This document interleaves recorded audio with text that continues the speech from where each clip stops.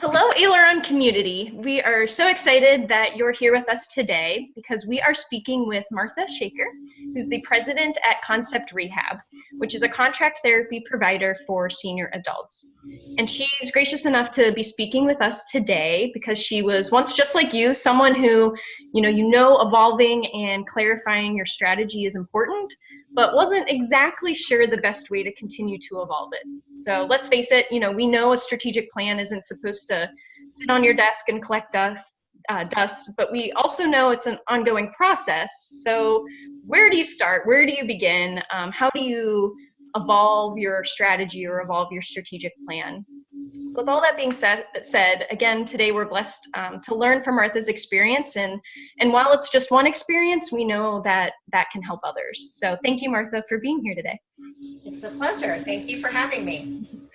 So just to get things started with that context in mind, knowing it's hard to get started, take us back and give us even more context of what was going on in your business before working on your strategy, just so we can get a sense of where you and your team was at. Well, probably one of the biggest reasons why we did reach out to Aileron was that we hadn't had a formalized strategic planning process in some time. Yeah. So we really wanted to gain some focus in that realm, and that was really kind of the impetus for going forward with this. In our industry, we have a fair amount that we cannot control. As we are involved a lot with Medicare and Medicaid, and those things kind of just happen to us, and we have to operate within that. So that can just be a distraction that we deal with, and we have to really focus on the important things that can move our company forward. That can be, everything's important, but you really do have to prioritize, and it was really, that's why we reached out to get some help to gain focus and decide exactly what we're going to focus on. That's awesome. I'm hearing even in that, just there was a thought shift. So it sounded like you're choosing not to focus on the things that are outside of your control. Mm-hmm. Did that always happen? I'm just curious, or was that something you had to shift your thought to? I would say that for myself and members of my leadership team, that is a shift that we all have made. Mm-hmm. It's just a part of our environment, and most of us that work at the company are therapists, so we're very geared towards the product that we deliver, which is therapy to the elderly. And so you really, in order to do that, you do have to deal with all of these government relations.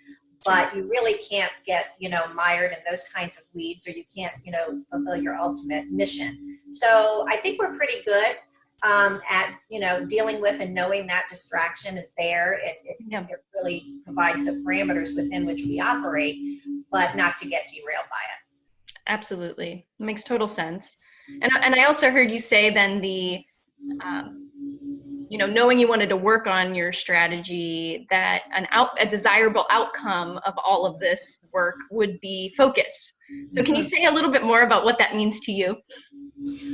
Well, I think that when, we went into this process, everyone who was involved in the process kind of had their own ideas of what was important. Sure. And don't we all? And I think that, there's only so much bandwidth within an organization, and you really do have to come together and decide as a group what is going to be our initiatives that we all agree upon, and that we'll get the biggest bang for the buck. Because I think, you can't be working on 10 big chunky items in an organization our size and really make an impact.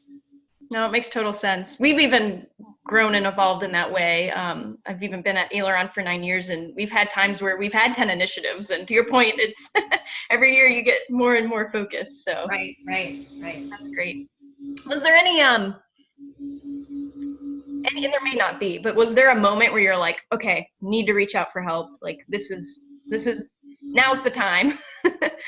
Yeah, I think we were a little bit stuck on our growth strategy. I think that was probably the biggest reason that we reached out and said, I think a little more of a formalized process would really help us. And, I think then when you come together and you look at, your strengths and your weaknesses and opportunities and threats within your organization, and then all of this kind of bubbles up. And the way it ended up for us is we really came up with 2 strategic initiatives, big impact items.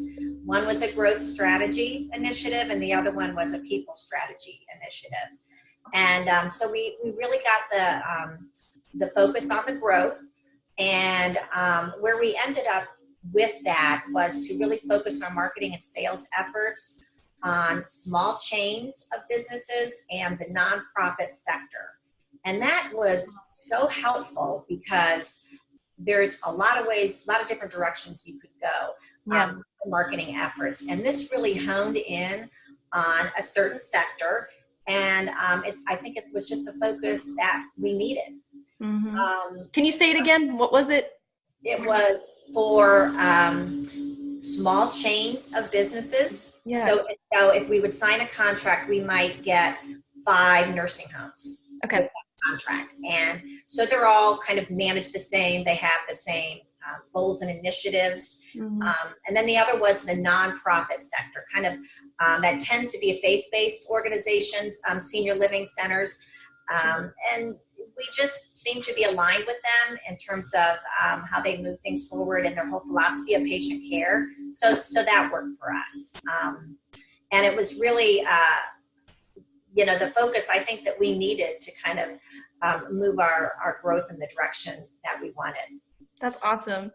I could sense your, almost the word coming to mind is a little liberating. Like it's a little freeing to know that you're actually choosing those things. Is that fair to say? Yes, exactly. And I think that, like I said, you could just do a shotgun approach and have very little impact. And we really focused in our database of potential customers on kind of these avenues. And it was really, I think it was helpful to our business development team and just helpful to the organization. Cool. So I could just imagine someone in the Aileron community sitting there saying, okay, like that focus and clarity is awesome. And I'm so happy for Martha. And I want it too. So like, what would you say to someone that, sees the opportunity in getting focused through strategic planning, but perhaps is still a little skeptical or not sure if it's worth the investment of time? Because I'm assuming it was some time to get that clarity. Yes, it certainly was. And I think just with the process that we went through, which was with a lot of pre-work, mm-hmm. That in and of itself is really, really helpful to the process. I think that when you have kind of that clarity and focus, then all your energy is going in one direction. Mm-hmm. And I think it just ultimately benefits the company. It benefits the people who are working on the company because you can actually see a difference. Mm-hmm. I think probably my biggest word of advice would be to get a focus that is challenging yet somewhat realistic. Yeah. And then work that plan mm-hmm. and stay with it. I think the kind of bouncing around or this new shiny object over here, that's really difficult, I think, for any organization. It's very tempting, but difficult. And so I think it provided kind of that pathway for us. That's awesome. Well, thank you so much for sharing. It sounds like you're still even in the middle of it too, like kind of working the plan. Yeah, we are, and then we actually kind of did an update on the plan, and the way that as I said, we had 2 initiatives, and we expanded working on those initiatives because they kind of had some legs and we're moving quite well, and then we added a couple more because we kept the 2 existing going and then kind of expanded our focus on a couple more initiatives. So really we just kind of used our initial plan as a springboard to do our upgraded strategic plan. That's awesome. So maybe just to a last last thought to leave our folks listening, where do you think you would be if you hadn't gone through this process and continue to work it? I think that we would be fine, but we wouldn't be as good of an organization as we are today. And I don't think we would be the size. I don't think our people strategy would be as strong. You know, it just makes a good company better. And you know, that's really what it's all about. That's awesome. Cool.